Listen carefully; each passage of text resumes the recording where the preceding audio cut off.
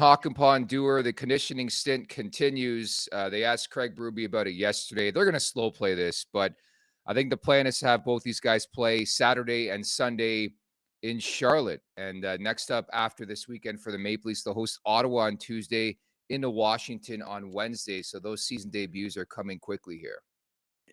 Yeah, so you think has he announced they're going to be in at any point in time? I understand they're going to play for the Marlies. They played one, Connor Dewar, 1-1, 2 PIMs, looks good. Didn't see much on the stat line for Hakanpää, but he's the one that I kind of more interested in getting into a Leafs uniform.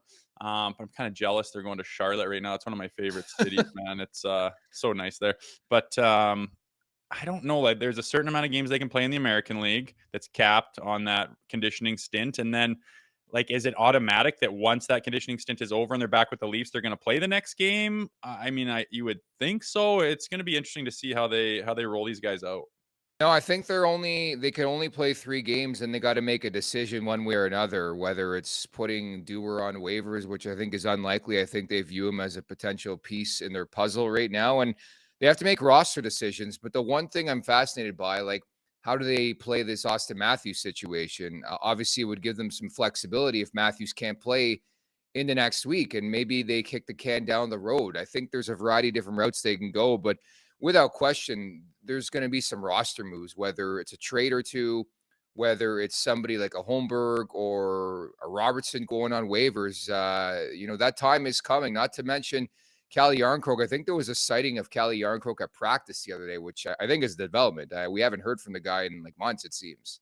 Yeah, he's totally been on the back burner. Hey, a lot of Hakanpää and some Dewar stuff, but Calle Yarncroke, he's going to come in and let's say, I mean, it's obviously it's Holmberg and it's Robertson, and they're probably trying to package up a deal with a trade, especially with Robertson. But just like any other year in the world with any other team, if you get guys that are coming in that you want to play, you put the guy on waivers. If there's no trade set up, maybe you risk him on waivers, or maybe you send him to your American League affiliate. End of story. Like, that's just what's going to happen here. And I just don't think that those guys' play has done anything to change that, right? There's times where they tell you make our decision difficult. Go out there and perform and force us to make a very difficult decision. But right now, if Dewar comes back and if Yarny comes back, it's not a difficult decision. You're going to make those moves to get those guys in the lineup. I think their upside is quite high compared to what you've seen already from those other two. Nothing against them, but they just haven't made it impossible to get taken out of the lineup.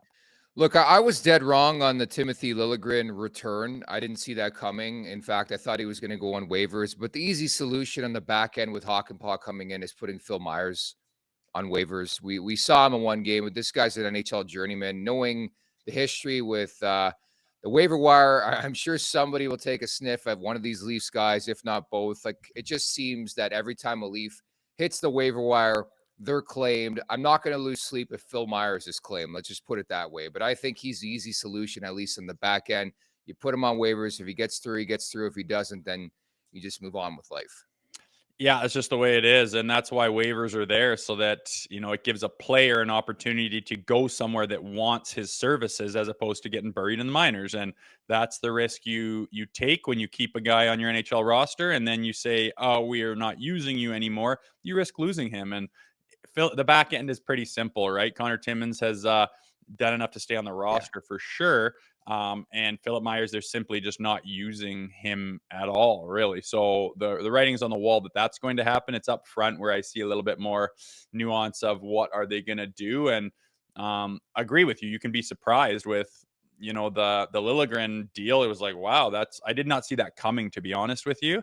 So you never know what's going to happen with these other guys. Maybe this massive deal that breaks through that has a bunch of stuff we never thought of comes through for a Nick Robertson, or else he just goes on waivers. And honestly, I think guys clear waivers easier than people think. But like you said, guys have been snatched up before, so we'll have to wait and see. But that's the direction it's headed for sure. I almost forgot Matt Benning was a Maple Leaf too. Can't forget that name. They have like 9 defensemen. It feels like right now Benning and Myers don't play. They just practice. Like, what a life, especially for a guy like Benning who makes over $1 million per season. I know it's not ideal for a family man and all that, and a guy who's more of an elder statesman in this league, but he's another candidate, I think, to be on the move. I know it was speculated upon last weekend, just days after being acquired from San Jose. potential that he's out there on the trade market. It makes sense. But up front, I think it gets a bit more murky.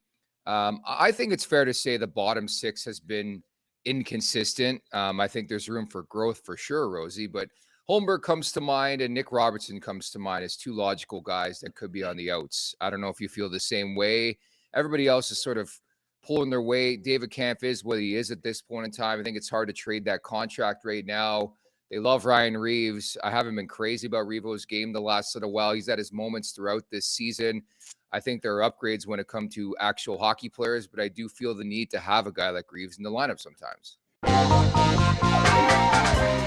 Make sure to check out more of our content right here on the Leafs Nation YouTube page. We got long-form interviews, we got clips, we got epic rants by Jay Rosehill. We simply have it all. And don't forget, you can find out much more at theleafsnation.com. Thanks so much for watching.